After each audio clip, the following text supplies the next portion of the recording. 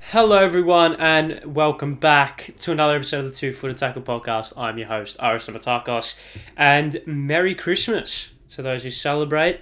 Obviously, this would be released on the 26th of December, Australian Eastern Standard Time at 5 p.m. So, Merry Christmas to those who celebrate. I hope you all had a wonderful day. I hope you've had a wonderful festive season in general. If you don't celebrate, happy holidays. It's the end of the year. It's summer if you're in Australia. It's good weather. It's good times all around. But yes, hope everyone is well. Like I said, for those who celebrated, I hope you had a fantastic day yesterday, or today, or 3 days ago, or whenever you're listening to this. It's one of my favourite times of the year. I always like Christmas. It's always one that's resonated with me. Spend time with the family, which is always good. Have so much food. It's great. It's just the best. The presents great. Everything's it's good vibes all round. One of the best holidays. Obviously New Year's coming up very soon, so another kind of celebration. So another celebration to live or to look forward to, and then all hands on deck again come the new year, and we all do it again, which is it's good. It's good. It's always good to reflect this time of year. Always good to celebrate, to acknowledge all the good stuff that's happened. So yes, everyone is well. It's obviously past Christmas at the time of release. It's currently Friday the 22nd of December at the time of record. So obviously I'm not going to record a podcast on Christmas Day. Just around the Christmas tree. Sorry guys. Sorry mum. Sorry brother. Sorry everyone. I've just got to go upstairs and speak about football for 45 minutes. I can't do that. So yes, this is pre-recorded, this is pre-planned, but I've got things to speak about, so it's all good. It might be a little bit out of date. We're not going to be speaking about any actual games or anything that's happened, but we've definitely got things to touch on. So yes, hope everyone is well. Apart from that, I hope everyone is well as always. As you can see, fresh haircut, nice and freshly trimmed. I feel like. You know when if anyone who has a dog would understand what I'm about to say, but when it's summer and you need to book in your dog for a haircut because otherwise the fur gets them too hot, and you could see when their hair's really long and it's hot and it's in summer, they're a bit tired, they're panting, and they're you can see that they're struggling, and then as soon as you get that hair off and they're nice fresh cut, they're fucking jumping all over the joint and they're fucking nice and refreshed and loose and light. I feel like that. I feel rejuvenated. Fresh cuts, nice and rejuvenated. So I'm tangenting as always, but yes, everyone is well regardless. Before we start, make sure you follow on all the socials, TFTPod podcast on TikTok, Instagram and Twitter. And of course link in the bio of Twitter and Instagram for your TFTPod podcasting needs. And then you've got all the audio platforms: Apple Podcasts, Google Podcasts, Anchor and Spotify. Even if you do listen on YouTube and watch on YouTube, make sure you head on over to audio platforms to give it a follow, subscribe, 5-star rating, listen, play, whatever. It does mean more than the world. And of course on YouTube, make sure to subscribe, notification bell, and share it so you don't miss any episodes or any clips. So yes, what are we going to be speaking about today? Well, let's cast our minds back to not this time a year ago, but almost this time a year ago. I did my 2023 footballing predictions. Now, this was I made 7 predictions about the footballing year. 7 predictions about the footballing year that I think will happen. That's what predictions are. 7 predictions about the footballing year. We're going to revisit them, all 7. I've got them here on my phone. And we'll see which ones I get right, which ones I got wrong, and have a little bit of a discussion about all of them. That's what we're doing for the majority of this. And also, the Asian Cup squad has been announced today as time of recording, so I will be touching on that as well towards the back end of the episode and see what Australia will be going with heading into Qatar. Let's go and conquer Qatar one more time. Conquer Qatar, I reckon. Made the round of 16, for God's sake. Anyways, should we just crack in? Let's just crack in. So, I made 7 predictions at the start of the year. For those who remember, congratulations, you can see my reactions to them. I have looked at them, so I'm not going to be giving you my big reaction straight away, but I have them here. And some of them are very timely, some of them are completely wrong, some of them are interesting to look back on to see my thought processes and everything. We've got seven predictions, so this should take up the majority of the podcast if I speak about them for a little bit. Let's kick things off with prediction 1. Let's do it in chronological order, or in order that I've got them. So, prediction 1. My prediction at the start of the year, my first prediction, was a European Super League will be reproposed by Real Madrid CEO or President Florentino Perez. How right could I have been? Very, very convenient timing for those who have seen the news. It is that, it's obviously, for those who have seen the news, another Super League has been kind of reintroduced, proposed after the Sports Council Board or whatever it is ruled that UEFA and FIFA acted unlawfully in punishing the clubs that decided to join the Super League initially back in 2021. So that ruling has now brought up another whole conversation around the Super League, once again led by Real Madrid President Florentino Perez. Massive tick for that one. Huge tick. Unbelievable tick. Let's speak about that. I think it's a good platform to speak about it. Obviously it's been re-proposed, reintroduced for the second time this year, actually. It was initially re-proposed and reintroduced, I think, in April or March this year, which is quite ironic. But yeah, it's just shit. It's just a shit idea. They just shouldn't do it. I don't see any benefit. I don't see any benefit for fans wanting to do it. It is purely a money-grabbing scheme for the top clubs to stay rich. And it ruins the fabric of football. It ruins the fabric of what it was as a whole and what football is as a whole, and it ruins everything that football stands for. Obviously, no surprise who spearheading it. Perez is the antithesis to all things good in football. He's just this conniving, ruthless businessman that only sees dollar signs, and when he sees red dollar signs instead of green dollar signs, he panics and he tries to make those red dollar signs green as quickly as possible. And I think this is another one of his ploys to make as much money for Real Madrid and as much money for elite football as possible, because that keeps the status quo, that keeps him in power, that keeps him rich, and that's all. At the end of the day, keeps him in power, and he's an egomaniac. So I'm not too surprised. I'm not all too surprised that this is what he wants. A couple of clubs have already come out and said that. I've already said basically fuck off. We're not doing it. We saw the backlash last time, which is rightfully so. All the clubs are saying piss off.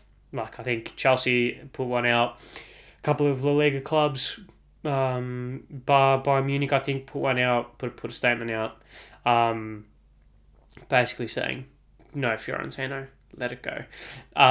Which is good for football. Obviously, the Champions League are threatening or having a conversation at least around going back to the old format in order to combat the potential of the Super League and to try and convince clubs to stay, because at the end of the day, I think all people like the old Champions League format in comparison to the new one. So I guess that's quite funny, right? Like UEFA aren't the good guys in this. UEFA just aren't the good guys in this. Nor are the federations of each individual country. Like the FA aren't the good guys, UEFA aren't the good guys, the German federation aren't the good guys, and all the Spanish ones. It's the lesser of two evils, in my opinion, because at the end of the day, football at the top level has become so monopolised and so commercialised that there are no good guys, because to be so rich and to be so powerful, you can't be a good guy. It's one of the unfortunate realities of life. Very, very few people who are in immense positions of power, especially in football, are good people and are people that have the best interests of fans at heart. They have the best interests of themselves and their wallets in heart, which, I mean, you can't really blame them, because at the end of the day, you only live one life and you've got to provide for your family. So trying to earn as much money as possible, I don't necessarily blame. However, when it comes to the expense of football fans who are the lifeblood of the sport, I don't know, it does leave a sour taste in a lot of people's mouths. So I don't know. But yeah, I very much am happy with my prediction for that one. I think that's brilliant by me. I think that's a massive tick. And yeah, just superb stuff from me. So yeah, just to recap, my first prediction this time last year, give or take, was a European Super League type thing will be reproposed by Florentino Perez. Massive tick. So yes, massive tick for that. 1 from 1. I'm happy to say 1 from 1. Definitely happy to say 1 from 1. Okay. Prediction 2. Prediction number 2. So this is my prediction 2. Second prediction. After grand final bust, Tourism New South Wales backflip on their decision and Paramount pulls out of the A-League rights deal. Interesting. I am willing to give myself a 0.5, because the grand final was a bust in terms of the attendance and the overall kind of scheme of it all. It was a bust, so tick for that. Tourism New South Wales didn't necessarily backflip inherently on the deal. They changed it. And Paramount still have the A-League rights, unfortunately. So I'm not going to give myself a full mark because I feel like those two predictions in one as well, by the way. But I'm not going to give myself a full mark. I'll give myself half a mark because at the end of the day, whilst Tourism New South Wales didn't necessarily backflip on the deal, the deal has been overturned. This, of course, now Unite round, the grand final is now back to what it rightfully was. We are now having Unite round, which is the gather round, magic round, all games played in one city kind of shtick, which is awesome, which is great. So I'm willing to give myself a half mark for that. It was something that football needed, definitely something that football needed, especially in this country because it's so fragile. Football is so fragile that you need to people please. You definitely need to people please because they're not in how do I explain this? Football in this country is not in a position where it can't listen to its fans. At the end of the day, if the Super League, for example, I think it's a great thing. If the Super League was a thing, if the Super League did come into play initially back in 2021, football would change heavily. But at the end of the day, Chelsea supporters would still go to games. Real Madrid supporters would still go to games. Arsenal supporters would still go to games. Liverpool, every supporter base would still have max crowds. Will the interest wane a little bit? Probably, but at the end of the day, it won't make that much of a financial difference to the clubs and might make a little bit of a difference to fans, but at the end of the day, when they have millions and millions of fans across the country or across the world, doesn't really make a difference. Probably not. Whereas Australian football is so fragile that you need to keep its key stakeholders happy. And at the end of the day, the key stakeholders for the game to succeed is football. Fans can live without football. Football cannot live without its fans. Plain and simple. So, yeah, it was a decision that needed to be made. Obviously, it saw the resignation of Danny Townsend, much to the rejoice of a lot of people. So, yeah, it was inadvertent half point, I think. Inadvertent half point is something that I'm willing to take.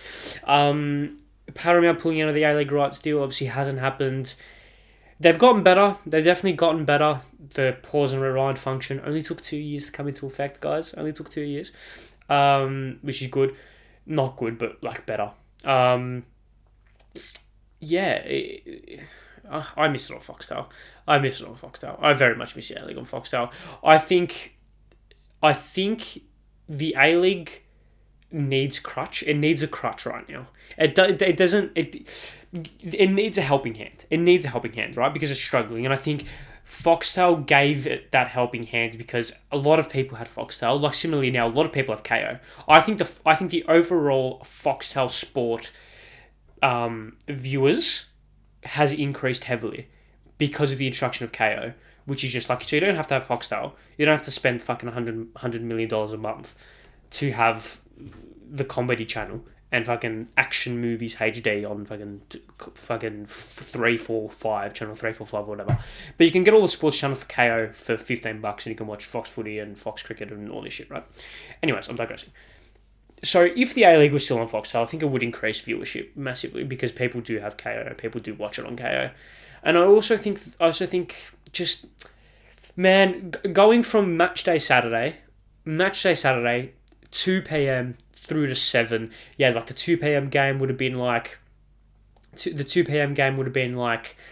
I don't know, Brisbane versus Central Coast or Central Coast versus Brisbane at fucking Gosford, and then the 5 p.m. game would have been Western Sydney versus Wellington at Parramatta, and then the last game, the 7:45, was Sydney versus Victory at Allianz Stadium. It would have been 3 good games back to back, and then after the A-League finish, you go straight into the Prem, and it was just unreal. Bozza, Peacock, and Harper going all day long. It was just good. It was just good times. Like, I think we look at it quite through nostalgia goggles, but I think it was just objectively good. Now, obviously, Paramount don't do the same job of having that level of buzz around it. You don't really get that feeling of fuck, I'm gonna go watch the A League for my entire Saturday and just enjoy it. Obviously the 10 is on free to wear, which is good. Like 2 games on free to wear, I think is okay, but 10 bold.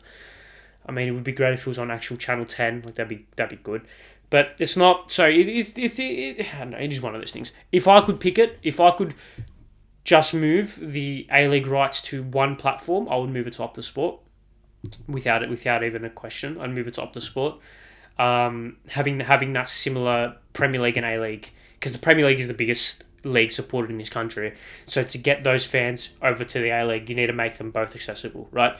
It's that kind of it's that habit. It's all similar to like that habit building exercise where if you want to read, if you want to read more often, make it as easy as possible to read. So put books in every single room in your house. So if you're in the living room, there's a book. If you're in your bedroom, there's a book. If you're in your study, there's a book. So you read more often because it's very accessible. In the same vein, if you want football fans who support the APL to support the A-League, put the A-League where the APL is. So that when the APL isn't on, people are like, oh, I've already got this. Let's chuck on the A-League. Let's have a watch. Let's get invested type thing. I just think it's pretty easy, pretty simple in my book, but it's not. So anyway, so yes, I'm ranting. Half point. I'll go 1.5. For prediction 2, or half a point for prediction 2, 1.5 total. Prediction 3. After Saudi Arabia flop, Ronaldo ends the year as a free agent. Big X. Wrong. He is scoring bulk goals. How many goals has he actually scored this season? Let me quickly check. But yeah, that's just wrong. Just wrong on all fronts. I remember if we could look at it from a contextual perspective, this was around the time where Ronaldo had just left Manchester United. He was in the spotlight when interviews with Piers Morgan, trashing the club. People hated him, and then he started off at Saudi Arabia, not great. So yeah, I don't think that was a bad prediction in hindsight, but he's got 16 goals in 15 games so far this season, in the 2023-24 season. Al Nassr currently sits second, 2 games in hand, but 13 points off top spot, which is pretty mental. How are they third? Jesus Christ. If they win their 2 games, they're not going to be too far behind, but how many games are actually left? There's obviously quite a few amount of games left, so they're not out of it completely. But yeah, big wrong, big X, and it'll be very interested to see where he ends up, kind of where he ends up at 2024, and if he's still in Saudi Arabia, if he's gone back to Portugal, if he's retired, if he's gone to America, probably not. But yeah, I don't know, just be interesting to see. Be interesting to see for Big Ronnie. Okay. Moving on to prediction 4. So we'll be halfway through the predictions now. Prediction 4. World Cup style of stoppage time will be a permanent fixture in football by year's end. Another home run tick. That's a bang prediction. Unreal. Yeah, World Cup stoppage time is now a permanent fixture in the majority of the league in football. I think it's an overall good decision. We do watch more football, which can get tedious at times when you really desperately want a game to finish and there's fucking 12 minutes stoppage time. You're like, I need to go to bed. It's 4:30 in the morning. I need to sleep. But you just never know. So I guess that's probably the one negative, especially looking at it from like an Australian perspective when you're fucking watching Chelsea versus Luton at 3:30 and it's a shit game and you're like, fuck, I need to go to bed, and you can't because there's 4,000 minutes of stoppage time. But anyway, I think overall it's a good thing. I think it will eventually stop time wasting to a bigger extent to what it already has. I just think I think it's good. I think it's overall a good thing for football. It keeps players accountable. It keeps officials accountable. I think it allows for more. What am I going to say? It allows for more kind of. It allows for merit in a sense. Like the game feels far more lawful because it's true. Like, you do play as close to 90 minutes of football as you can play, whereas before we were playing like 40 minutes of football a game, which is a bit fucked. So yeah, the keeping teams accountable and keeping the game accountable to actually fulfilling a 90-minute game of football as close as possible, I think is good. I don't think we should get to a point where we stop clocks and we do it based on the absolute seconds. So you do play 90 minutes of pure football every single game. I don't think that's something, because I think stoppages are a part of the game. You know, ball goes out for goal kicks, throw-ins, free kicks, pens, VAR checks less so maybe, but I think it's all part of the game, and I feel like there should be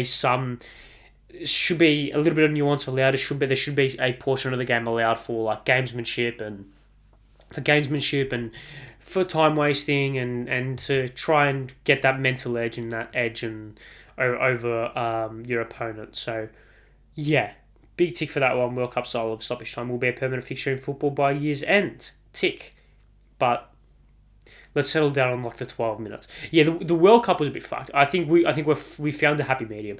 The World Cup we were getting like 14 minutes stoppage time, and it's like what the fuck? Like we're basically playing another half of football when you take in the 15 minutes stoppage time for the first half and the 15 minutes stoppage time at the end. We're playing half an hour more football. It's like we're basically playing we're playing 1.5 games, which was getting a little bit ridiculous at times. But yeah, I think we've had a happy medium. 6-7 minutes, 8 minutes, 4, 5, 6 minutes, between 4 to 7 minutes of stoppage time. I think is adequate. 8 minutes maybe, on a consistent level. I think he's adequate. So there you go. Prediction 5. Back to the A-League. We go. Prediction 5. Promotion/relegation will be announced in 2023 for the A-League, in brackets and not implemented, as well as a functional second division, in brackets potentially third. Once again, half point. I'll give myself a half point because promotion relegation has not been announced for the A-League. I don't think it will ever be announced. I don't think it's going to be announced anytime soon, in all fairness, considering the franchise agreements. But yeah, that has not been announced. However, a functioning second division has been announced and will be implemented very, very soon in 2025. So I mean, let's touch on both. Obviously, I've spoken about both quite strongly at times on this podcast. Promotion relegation. Obviously, promotion relegation probably won't happen anytime soon in the A-League because of the franchise agreements. For those who don't know, very similar to how the MLS works, Australian clubs buy licenses to participate in the A-League. So Melbourne Victory or Brisbane or whoever, for example, have a license to compete in the A-League till 2035. I think Victory's one expires. I think 2035, maybe 2037. So essentially a long fucking time that they're legally required, barring their own misfortune off the field, to play in the A-League. There was obviously the whole drama around about 10 years ago, actually. Maybe a little bit, well, maybe not 10 years ago, maybe 8 or 9 years ago, 7 or 8 years ago, around the Wellington Phoenix not having their license renewed. That obviously caused a big kerfuffle, #SaveTheKnicks, went global. They eventually got their license back. They eventually got their license renewed after much fan backlash, because what the fuck would you get rid of Wellington? They're one of the good clubs in the league. So yeah, I don't think promotion relegation will be announced anytime soon. I think there's going to have to be a total legal reform around football in Australia. This is going to diverge into a whole different topic, but I think the fact that each state is governed differently is an issue. The fact that the NPL system is still a thing and there's no proper youth setup and there's no proper pathway, there's no proper football pyramid, I think creates a big issue. But with the announcement of, a fantastic segue by me, with the announcement of the National Second Division, we are starting to get a little bit of semblance of promotion relegation, because now that we've got a functioning second division about to happen, we can start to bridge that gap. We can start to create a pyramid going. We can start to get a little bit more of a proper footballing kind of thing going on in this country. So yeah, 2025, so March 2025, so the end of the next footballing calendar is when the season will start. So it won't align with the A-League, which is interesting. So it'll be interesting to see whether or not players can play in both seasons. like fringe players, for example. I don't know, someone like a Fabian Monge who's on the fringes for Melbourne Victory, someone like that who's quite young on the fringes, sporadically playing, goes out on loan to the National Second Division, plays that off season, and then comes back to the A-League and plays the A-League. Whether or not that will happen will be interesting to see. But yeah, that will of course be kicking off at the end of the next footballing calendar, which will obviously be fantastic. Once again, it finally starts to see a little bit of a pathway happening for football in this country, which is always good, which is fantastic to see. Much needed, of course. So yeah, there you go. That's prediction 5. Prediction number 6. We've gone from... So we started off, prediction 1, tick. Prediction 2, half right. Prediction 3, wrong. Prediction 4, tick. Prediction 5, half right. Prediction 6, you can potentially guess what the prediction is, or guess the kind of correct answer, or the answer to this prediction, whether it's right or wrong based on my reaction as I'm saying it. But prediction 6, Kylian Mbappe and Erling Haaland will not be at their respective clubs by the end of the year. Obviously horrendously wrong. Both are at their respective clubs. Obviously, Kylian Mbappe is still balling it out for PSG, and Erling Haaland still scoring goals like it's nobody's business for Manchester City. I don't know. That was out there. I don't know. Obviously, the talk around Mbappe leaving was pretty strong at that point. I think he would soon to sign that stupid contract where he basically fucking owns the football club. And obviously Erling Haaland as well. There's obviously all the talk around him staying a season at City, scoring 75 goals, and then going to Real Madrid and scoring 100 goals in La Liga. That obviously hasn't happened. I think he might have signed a contract extension. Don't quote me on it, but I can't quite remember. So yeah, I don't know. Just one of those things where you put your neck out on the line, you get it wrong. I think both of them will stay at their clubs at the end of 2024 as well. If I had to guess, it would be Mbappe and Haaland still running around in the PSG and Man City respectively at the end of 2024. I think Mbappe. Is almost kind of. I think Mbappe is set for life at PSG. He's a set and forget at PSG. I think once he signed that contract, Real Madrid, there was his chance to go to Real Madrid. He kind of blew it. I don't think Barcelona are going to be going after him. Bayern Munich, it's not his go-to, I don't think. And unless City or Liverpool completely break the bank, I don't see him going to go there either. And Haaland, I just think he's right at City. I think he's loving life. England, Manchester's a good town by all accounts. Obviously, the connection with his dad. Pep's got him playing good football, scoring goals at will, playing at a good level for him. Like he's playing a good system, playing with good teammates, and seems to be happy. So yeah, I would say that both of them will actually stay at their club at the end of this year, which makes my prediction equally wrong. But let's move on, or doubly wrong, I should say. Let's move on to the final prediction, and this one was definitely the boldest one of them all. A radical change to the way football is played, so a la 30-minute halves or no draws, etc., will be proposed. However, after fan backlash will eventually lead to the resignation of Gianni Infantino and other high-ranking FIFA officials. That's wrong again, just wrong. That one I can't really even speak about because it's just wrong. I don't know. I thought they'd do something mental, like changing the game of football, like 30-minute halves, or no draws, like every game had to end in a penalty shootout, or every game had to end in golden goal or something, or like OT, like overtime in basketball or something. Yeah, I don't know why I decided to go for that. I don't know. Putting your neck out on the line. It's quite funny to speak about actually. But yeah, that is all. I can't really speak about it more than that. Yeah.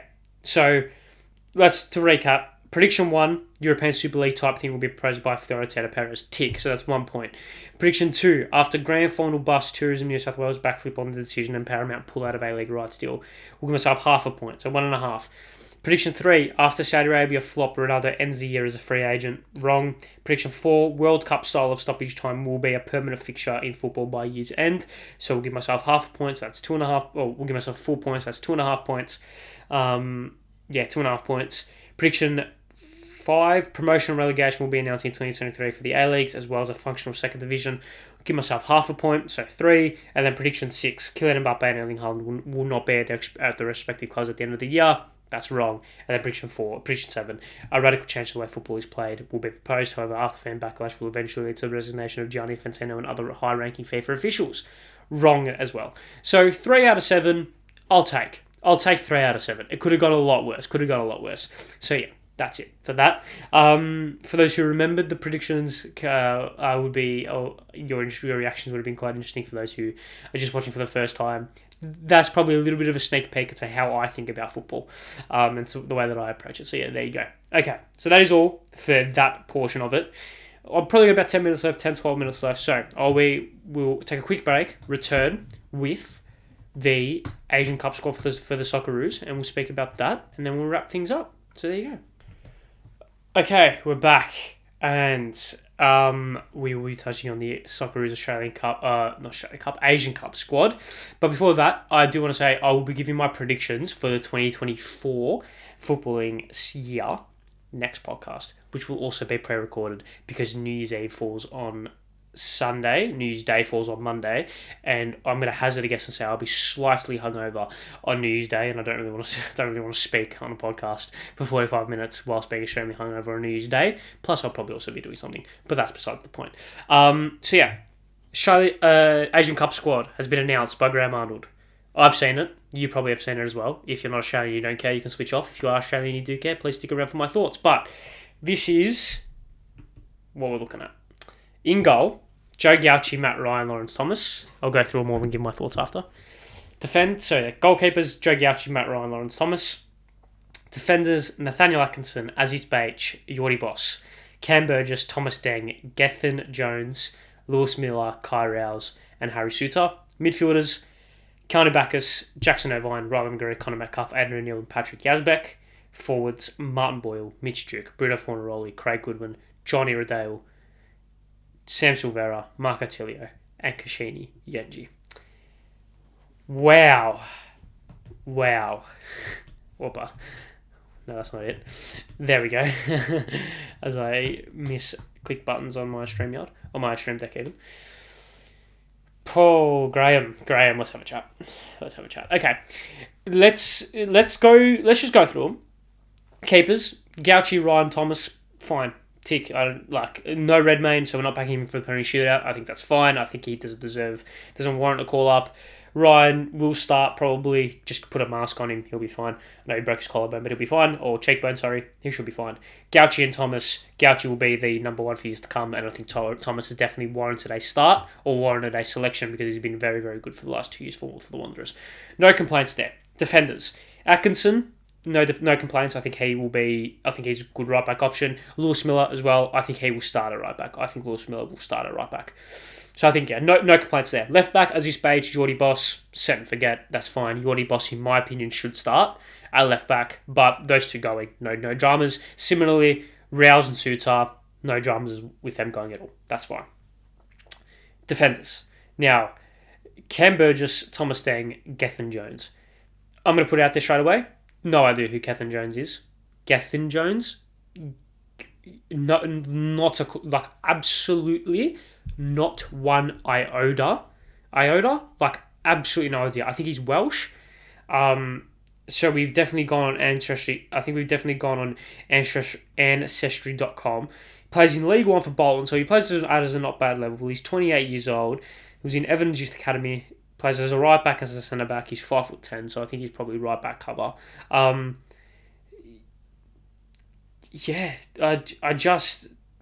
Wow. So having trained fully, so I'm reading his Wikipedia page. Having trained with a Welsh full side, reports in November 2016 suggests that Jones has been in contact with the Football Federation Australia with a view to Jones representing Australia. In 2017, Jones confirmed that this had occurred, and the offer was played for the under-23 side. In December 2020, he was asking the Bolton Wanderers official matchday program whether he considered himself Welsh or Australian, in which he replied, I'd have to say Wales. Obviously, I was born in Australia, but I lived in Wales pretty much my whole life and I speak the Welsh language. I'm 100% Welsh. In December 2023, Jones received his maiden senior international call-up and was named the Australia squad for the 2023 AFC Asian Cup to be held in January-February 2024. Right, okay. He was born in Perth, but has obviously was at Wrexham, so it was played at Wales, so he's Welsh. It was interesting. Deng and Burgess, their centre back cover. I don't think either of them will start. I think it'll be Rouse and Suter. Burgess, I'm happy with being as that deputy. I think obviously Arnie has a soft spot for Deng because he was in the World Cup squad as well. I think, and has been quite good for the Socceroos. So I don't see any dramas there. So yeah, midfielders: Bacchus, Irvine, McGree, Yazbek, O'Neill, Metcalf. Bacchus, Irvine, McGree, tick, no dramas. Metcalf, tick, completely fine. O'Neill, Yazbek, interesting. Obviously, no Devlin, no Robertson. I don't even know why I mentioned Devlin. I really like Cam Devlin, that's why. I think he should be given more opportunity, but I don't think he probably should have been called up. But regardless, obviously, no Luongo, he retired from international duty, which is very disappointing. Like the top three there, Bacchus, Irvine, McGree, that's great. Set and forget, that's perfectly fine. Metcalf, completely fine as well. Yazbek, I'm happy with him being introduced to the team. No Alex Robertson, very disappointing. Similarly, no Alex Circati as well as a defender. I think he's very disappointing as well. I would love to see Circati play, but whatever. Yeah, midfielders, okay, they're fine. Forwards, Boyle, Goodwin, Tilio, Duke, Iredale, Fornaroli, Silvera, Yenji. Who is John Iredale? I've got no idea either. He plays in the second Bundesliga. He's 24. He was at Sydney's academy. Okay, so he's Australian. I just don't know. I just haven't really been up to date with his career. So he's in Germany. So good on him. He's called up. That's great. For Bruno going, awesome, terrific. No McLaren, I think he's the right choice. No Taggart, I think he's the right choice. I think we took the three best strikers, so that's a massive tick. Those are the strikers I would have gone with. Duke as the starter. Fornaroli is the coming off the bench, you need a goal. He's first choice, and then Yenji as well, with blooding that youth and potentially another aspect, another avenue up top. No Qual or Irakunda, a little bit disappointing. I would love to see at least one of them go as that X factor. You've got Tilio and Silvera for that, Iredale as well for that X factor coming out wide. Overall, slightly underwhelmed. In my opinion, slightly underwhelmed. The lack of youth when we have such good youth players. Like Circati, Robertson had to go, in my opinion, and one of Qual or Irakunda had to go. I think Qual should have gone, 100% should have gone. He's now at the level now where you're not taking him to be an impact player off the bench. You're taking him because he's objectively one of the best players that the country's got. He's playing at a better level. He's playing more consistently at a better, if not the same level as Tilio. So I know I love Marco Tilio. I really, really like Marco Tilio. I love him. But yeah, I don't know. Bruno going, I think he's the right choice. It's going to completely fuck over Melbourne victory. I don't know what we're going to do when it comes to no Bruno for 4 weeks or however long it's going to be. But yeah, just one of those things, which is looking at it from a victory perspective, but I think he should have gone, which is great. My starting 11 is Ryan in goal. If Ryan isn't fit, Gauchi. Defenders, play back three. You go with the back three, you go with back four even. You go with Boss, a left back, Rouse, Suter, Miller. That's the back four that I would play. Midfielders, Bacchus, Irvine, McGree, set and forget. It just is that. Bacchus sitting, Irvine box to box, and let McGree be the fucking freak that he is. Forwards, Duke, Boyle, Goodwin. With Bruno first choice off the bench, Silvera and Metcalf coming on to change a game. Tilio, Yenji, and then Iredale as the coming on late if you need a game saver. O'Neill comes on if we want a little bit more possession. If we want to control the ball a little bit more. Same with Yazbek, they can both play that destroyer and that dictating tempo role quite well, and the defenders are there for purely cover. I think Atkinson maybe to provide a little bit more of a controlled aspect at right back. Beige, if you want a little bit more experience, you maybe play Boss at left mid if we want to be really defensive for whatever reason. If fucking all of a sudden England decide to play in the Asian Cup and we need to play a back five and wing backs, we can play Beige and Boss for whatever reason. I don't know. Because Arnie did float with playing Boss at left mid, which I don't like.